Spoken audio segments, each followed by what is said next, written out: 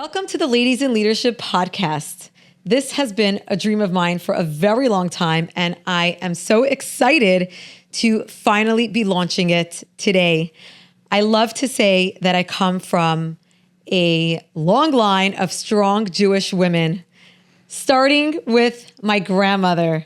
And so what better way to kick off this podcast than with my grandmother visiting from Milan, Italy. Right. Just for a few days. So I thought I'm going to catch her.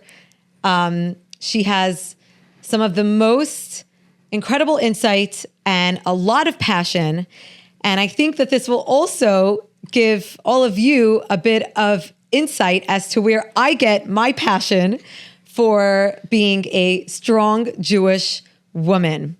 You know, one thing that I found very, very interesting about when we moved here to Palm Beach Gardens, to me, being a strong Jewish woman does not sound like a paradox or, a conflict of terms. It actually was something that I grew up with. It was the models, the role models that I saw in my mother and my grandmothers, even though my grandmother on my paternal side was not a very loud woman or someone who, gave off her, showed off her opinions or voiced her thoughts, very forcefully, but she was still a very strong personality in my life.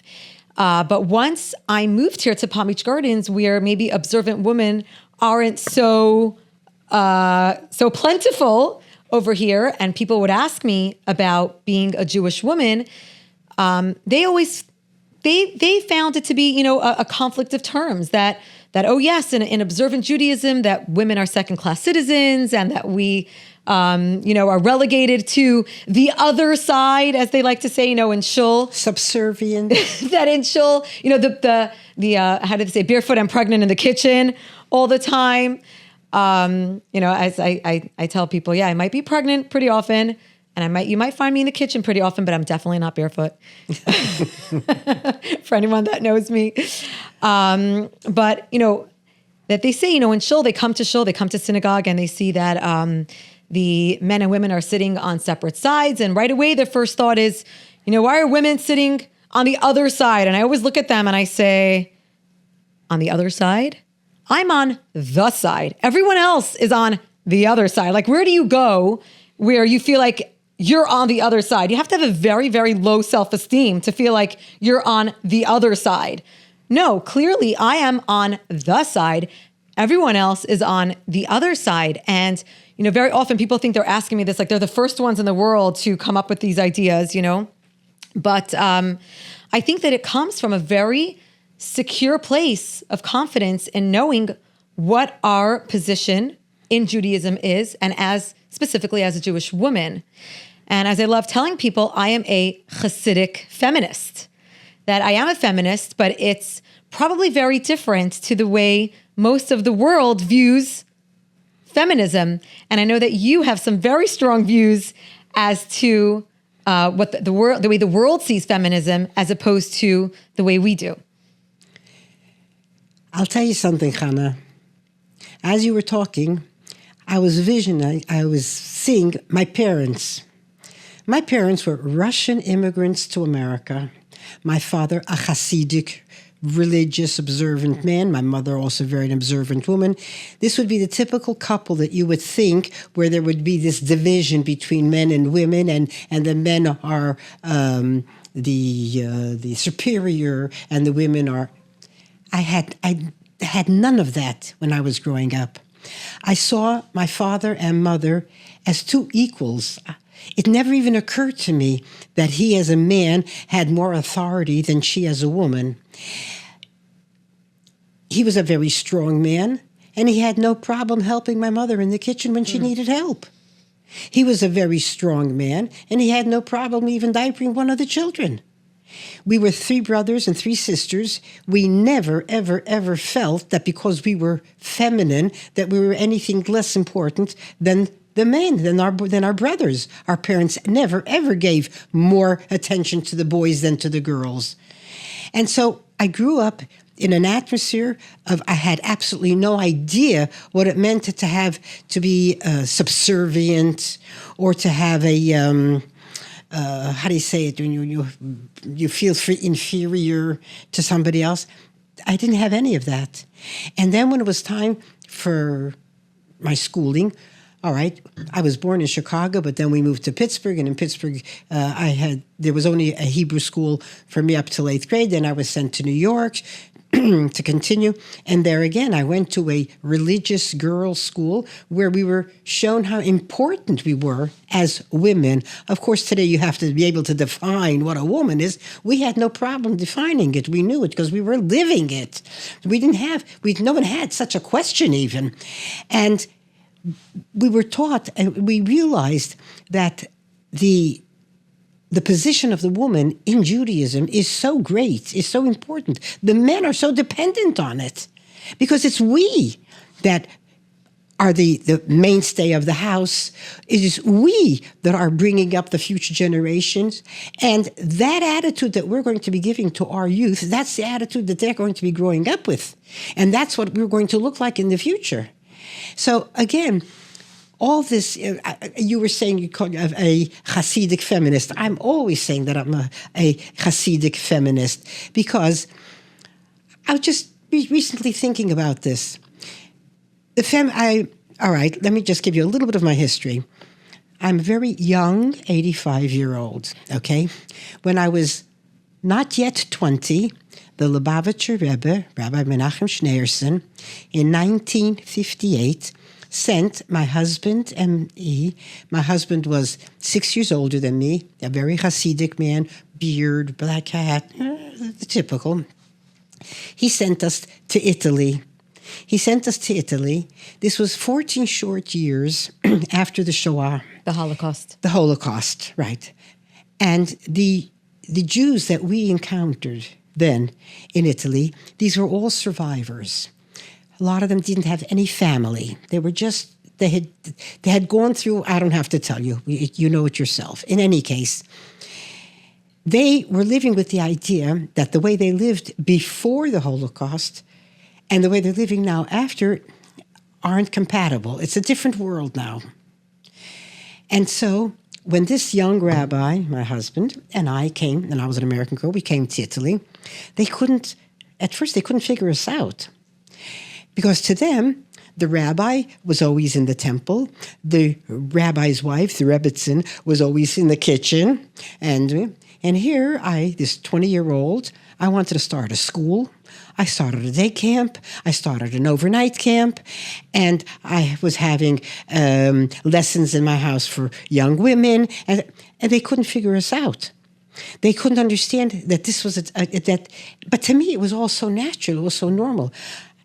As very naive American, when they would talk about the war, my first reaction used to be, which war? The First World War, the Second World War? And they were the war, until I learned that was it. That war had a very strong impact on their lives. I, as an American, thank God I didn't have to go through what they went through. And so when I came there, I had no problem. I had no problem with showing my religion and my observance. And just a few years ago when my husband, I hate to use the past tense on him, so excuse me if I use the present tense even as though, and I was getting letters of, after. Condolences. Of condolences, right? One of the women, who today is a very an important person in the community, and she was about 9-10 years old when we came to Italy, and she was asked, "What do you remember of Judaism when you were a child?" And she answers, "Pre-Gorelik or post?" Our name is Gorelik. "Pre-Gorelik or post-Gorelik?" She says, because pre-Gorelik, my parents were observant. They observed Saturday. They observed keeping kosher, but that was at home. In the street, we didn't advertise our being Jewish. And then when the Goreliks came, the rabbi came dressed as a rabbi, and his attitude was, this is how I'm going to present myself to the president of Italy. In other words, what she was trying to say was that they got a pride in being Jewish, and they weren't afraid to show the fact that they were Jewish, which understandably, at the time, they did feel that way. And so with the years, so at the time when we came, I'm not going to describe now what Italy was like first of all, I love the country. I love the country. There's no two ways about it. I'm very grateful that the Rebbe chose that country for us. So are we. But, before going there, Italy in 1958, I thought, oh my gosh, that's probably a third world country. And so I got myself a subscription to Time magazine, so I'll have a link to civilization. Well, when I got to Italy, I found out that Italy was much more sophisticated than America. But I already had my subscription to Time, and this was very good because I was able to live through everything that was happening in the world through the pages of Time. And so, if it was the Vietnam riots, if it was feminism, I lived through feminism through the pages of Time magazine, and it was interesting to see. Because I knew our view on these things, and I was seeing the view of the world on these things. Okay? As Chana just said, was talking about the separation in the temple, that the men are on one side, the women on the other side. Well, let me tell you something. It's a lot easier to concentrate when the men aren't there. Well, what I tell people, and the men can also concentrate better without the women. So this is what I say when people ask me why we have that separation. I say, because unlike women, men can only focus on one thing at a time. They can either concentrate on their prayers or on the women sitting around them. Right. So we try to help them out a little bit. That's it. Yeah. Actually. But if I may, as I said before, the Rabbi of Lubavitch, the Rebbe, well, I'll call him the Rebbe, you'll know who I'm talking about.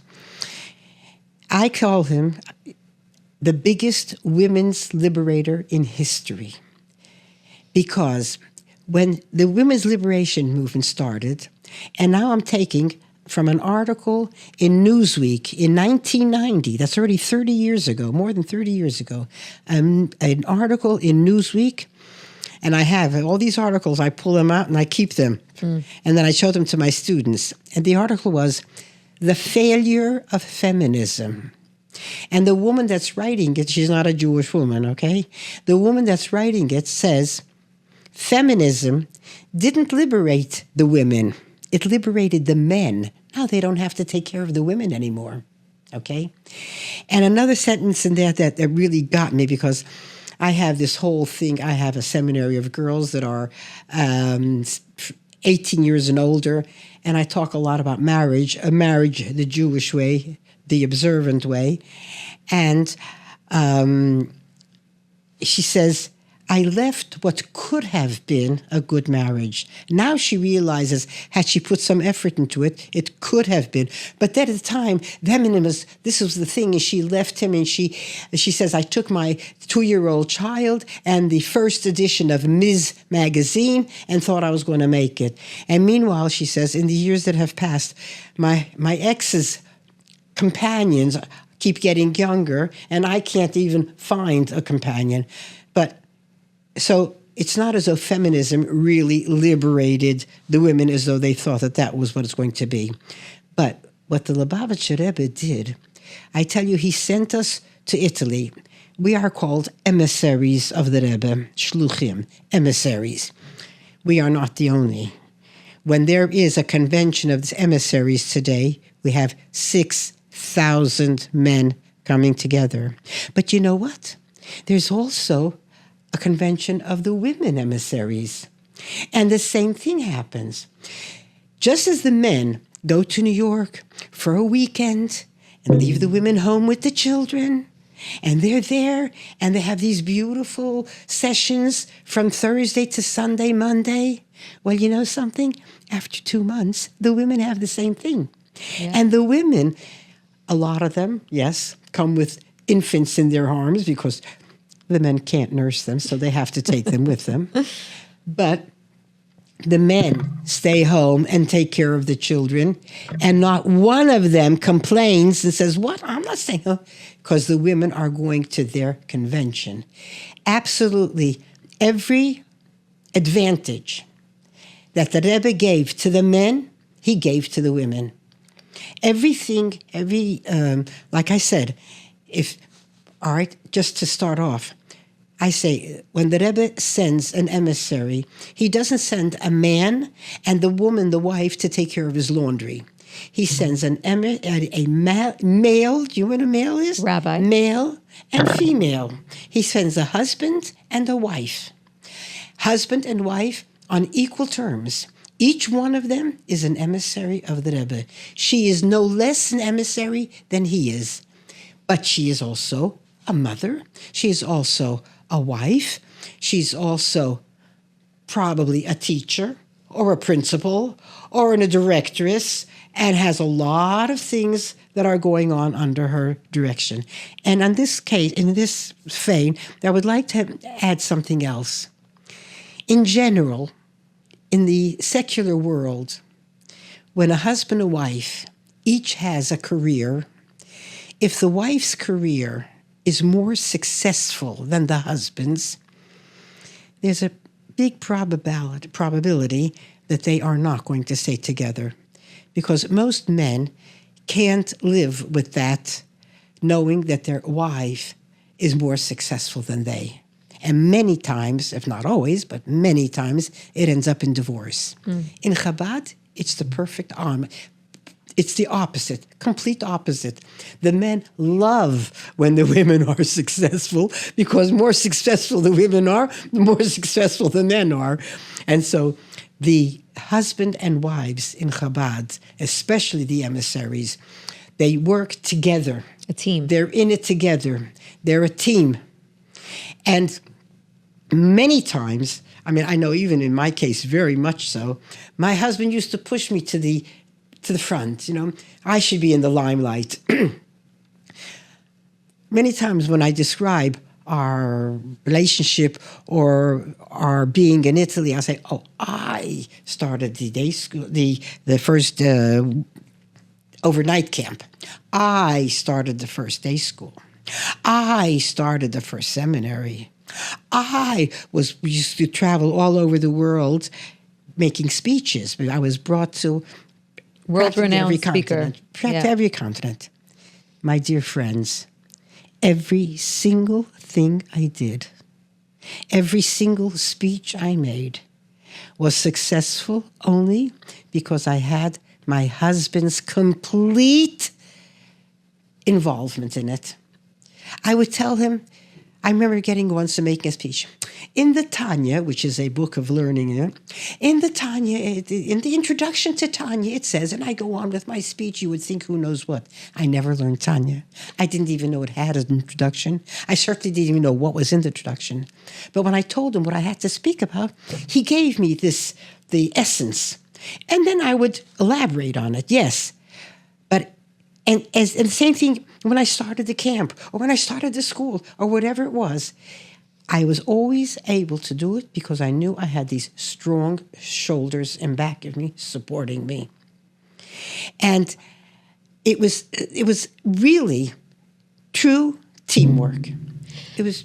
I think that what's missing in feminism, you know, or rather what they got wrong is that I think in their quest to lift up the woman, they very much push down the man.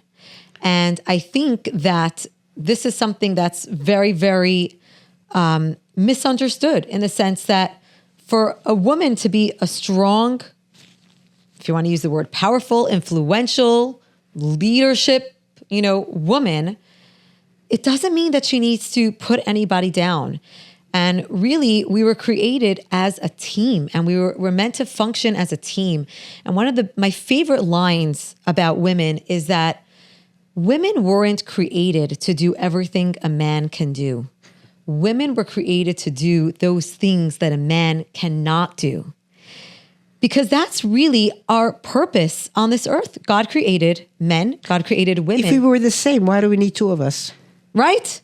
Right. And we were meant to function to complement each other. That's the word. In perfect harmony. And I think that it's a really, it's become a very big tragedy in society. And we see the emasculating of men a lot because the women, they can do it all and they can do it better, And that's not the point. The point isn't to do it better. The point is for us to take our strengths together, combined, and what could we do to the world? How can we make the world a better place? What can we accomplish together as a team? Also, a lot of the feminists, for instance, like you have, I don't know if I should be doing this, but in Israel, you have the women of the wall. So one day a month, on the first day of the month, they go there, and they don't go to the part of the wall which was assigned to them. No, because if they go there, no one's going to fight them and they're not going to be in the news. So they have to go to where the women are. I mean, there's a lot to say about this. But every time I think to myself, why are you doing this? Why are you trying to turn yourselves into men? Why you have to put on the tefillin? Your husbands don't. Your boyfriends don't. Why are you fighting to do what those men discarded in their lives? And for what purpose? On the other hand, there are so many laws of the woman that if they were to understand them and to do them and to realize how important, I was mentioning this, I was thinking recently about this. Imagine, according to Jewish law, a Jewish woman who doesn't keep anything, she's not religious, she doesn't keep Shabbat, she doesn't keep kosher, she might even eat on Yom Kippur, my gosh, and she has a baby. That baby is Jewish.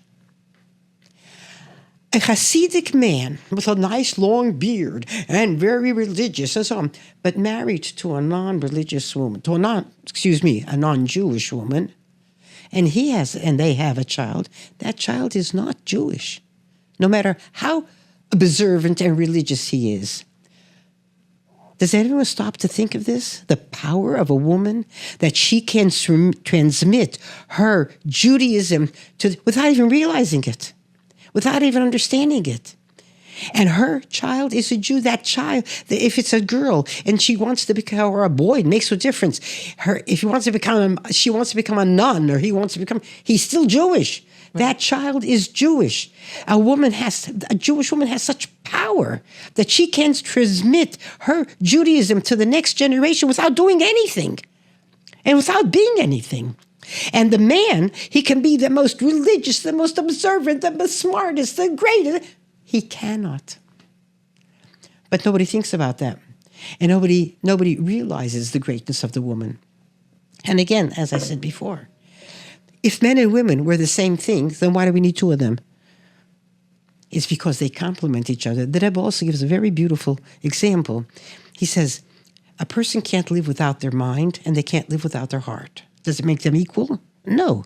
It makes them both essential. Each one needs, the mind without a heart can't live, and the heart without a mind can't live. But a heart and a mind are not equal. And it's the same thing. A man and woman, they're not equal, they're essential. They complete each other. One without the other is not complete.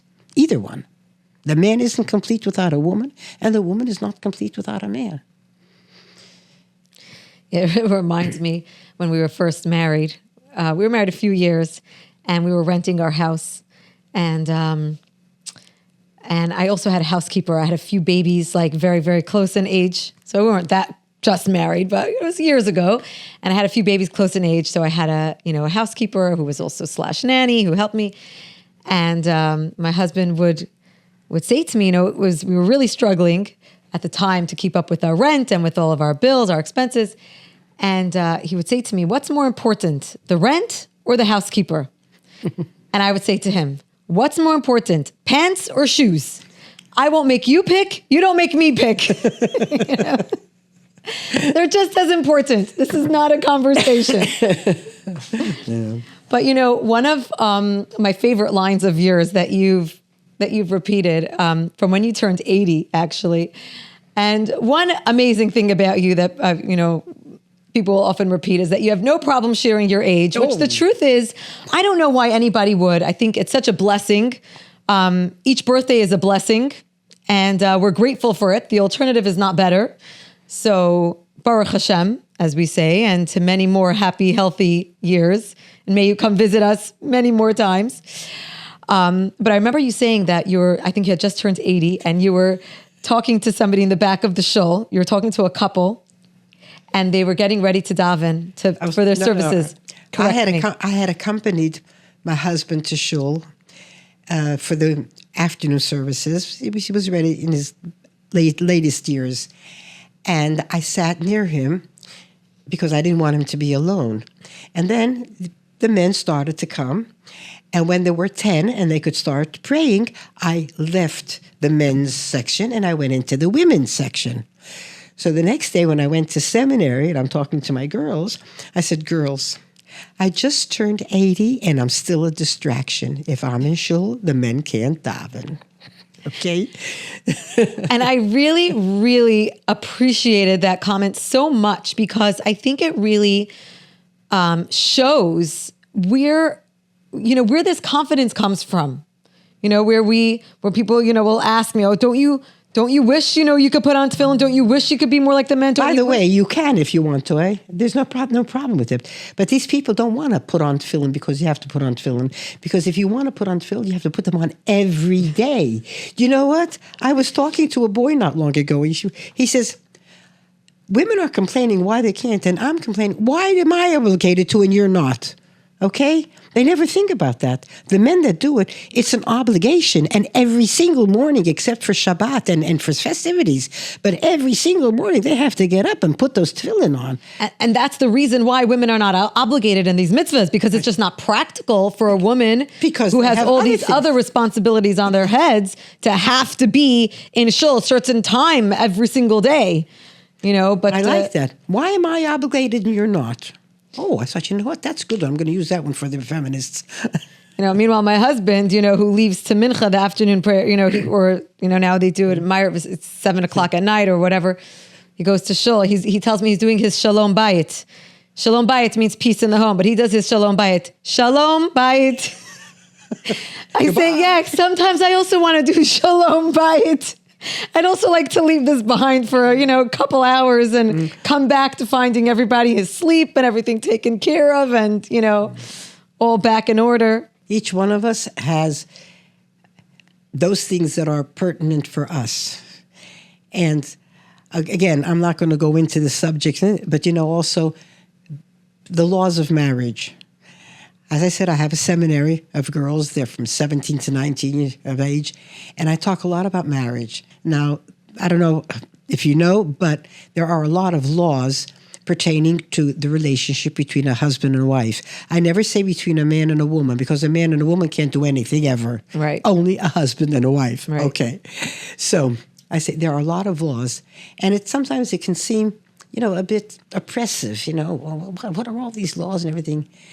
But what I like to say is I want to go down in history as the only woman that puts these two words in the same sentence. The Shulchan Aruch, which is the code of laws, the code of laws, the Shulchan Aruch is romantic. Well, I tell my girls, you girls don't know what I'm talking about. When I'll talk to married women, they think I'm off the wall. Code of laws, romantic. Yes. And again, I'm not going to, unless Chana tells me to, I'm not going to go into this now, but I'm waiting for that reaction from the women.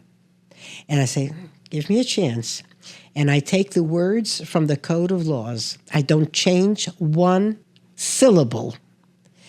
And I show them how they are romantic, how those laws are made to beautify the relationship between a husband and wife, not to make it more difficult.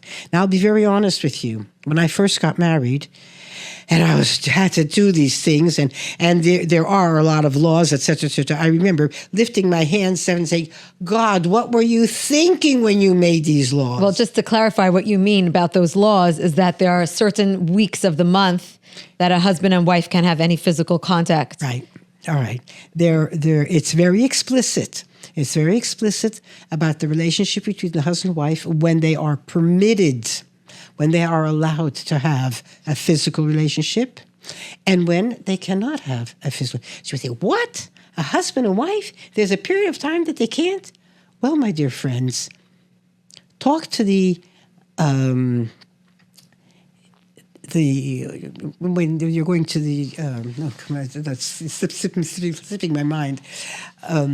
They go for therapy. When a couple has a problem and they go for therapy, they go to talk to a marriage counselor. Many times, one of the main things that are told to the couple, that they should determine certain periods of time of abstinence.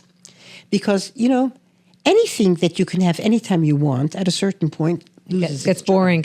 It gets boring. You can have whatever it is. But if you know that you have a limited amount of time, and the Code of Laws is very clear. Now you may not, in these conditions, yes, in these conditions not, which again, we're not going to go into now, but it's very explicit. And it's very clear, and the husband can't say, oh, not now, and she can't say, oh, not now. The way when the marriage counselor says, make times of abstinence, and then the husband and wife have to decide, well, when should it be? And she says now, and he says no later, and he says now, and she says no later. No.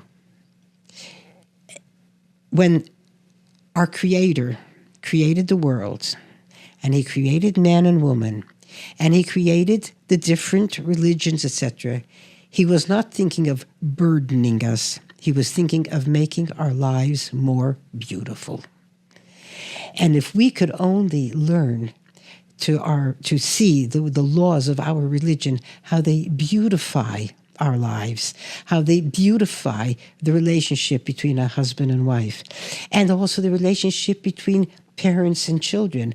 I was just reading the other day where one of our rabbis was saying, just as a Jew has the obligation to put on tefillin every day, he has an obligation to think a half hour a day about the education of his children. Yeah. Where do you find the obligation in the world, in any society, where a parent is obligated a half hour a day to sit and think, how is my child being educated? What am I doing for the future of my children? What am I doing for the betterment of their lives? And this is all in the Torah. All of it is part of it.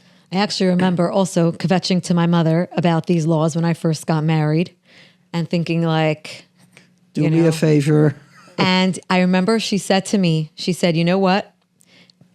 That she's convinced that these laws were created for the woman.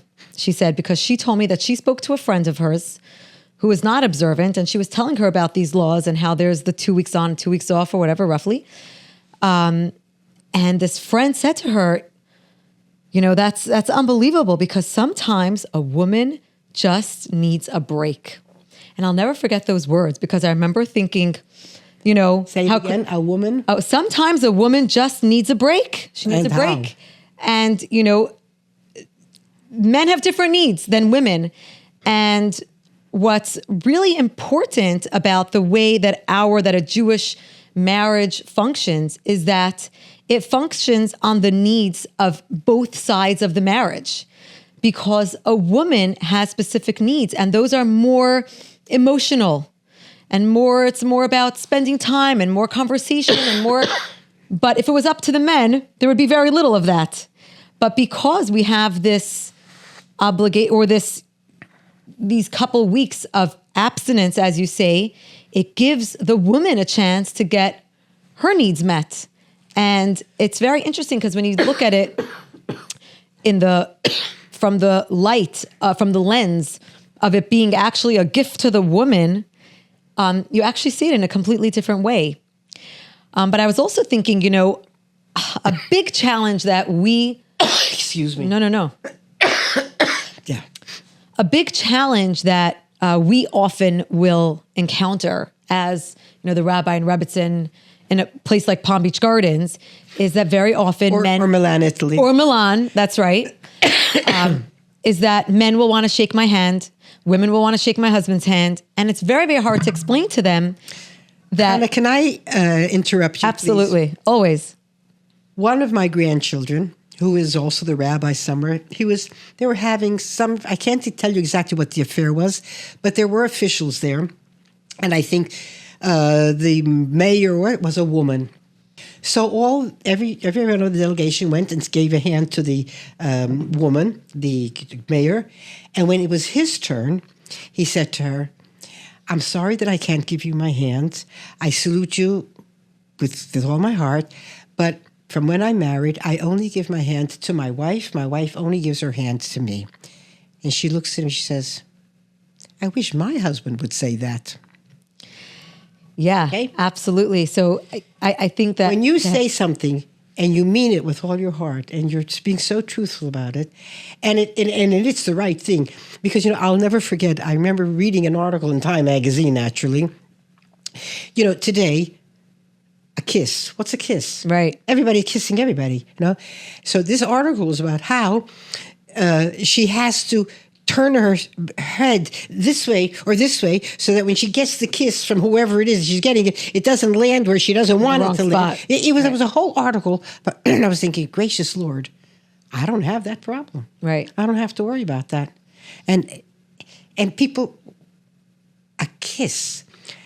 The first day of seminary, I read to my girls a very, very short little thing, talking about the beauty of a kiss and what it means and what it is. It's lost its sentimental value. It's not what's going on out there. Right. Right. Yeah. So I like to tell people also, I'll say I greet from my heart. Right. Say it's nothing personal, but we explain that it's to what's the word? To keep, the sanctity of marriage, that we only have any physical contact with the opposite gender with the person that we're married to. Exactly. And I think that for a lot of people, I remember years ago people saying, "Oh, your husband can't shake my hand because I didn't go to the mikvah." Oh. And that's like such a misconception, because the mikvah has nothing to do with you. The mikvah only has to do with the married couple. Because outside of that, there's no physical contact whatsoever. The only physical contact you have with a person of the opposite gender is your spouse. Right. And that keeps it special, and it keeps it holy, and it keeps it magical. Because like you said, if you can be, hugging and kissing everybody in there and, in the room or whatever, it loses that sensitivity. It loses the magic. It loses what it really is. The end of the story is that when we do stick to the rules and regulations, our life is a much better one. That's it. I like to say we are so blessed that we are given a guide book in how to live our best, happiest life. And I say, if you're not living your best, happiest life, you're just not doing it right. There's something you're not doing right. And we are really, really blessed to be given the exact instructions of what to do. And, and in the end of the day, I say, if one day I find out after 120 that this is all, bogus, I'll say, but you know what? In the end of the day, we lived our best life. We have, there's a certain holiness, sanctity to our marriage. There's an emphasis on our family. There's an emphasis on what is most important in life. And how blessed could we be? The biggest blessing, Chana, is when you see that your children and your grandchildren, and Baruch Hashem, I have many, many, God bless them, great-grandchildren, that they're all following in the same way. I always say, don't teach by preaching. You only teach by example. So I want to thank you for being here today. You're thanking me, but I'm thanking you. I'm thanking you because there is no greater satisfaction in life than seeing how things are being transmitted from generation to generation. And you are the proof of it. Thank you. Thank you. It's always an honor to partner with you and to do things together with you. And we love having you here. So come back soon. I love it. Okay. I love you.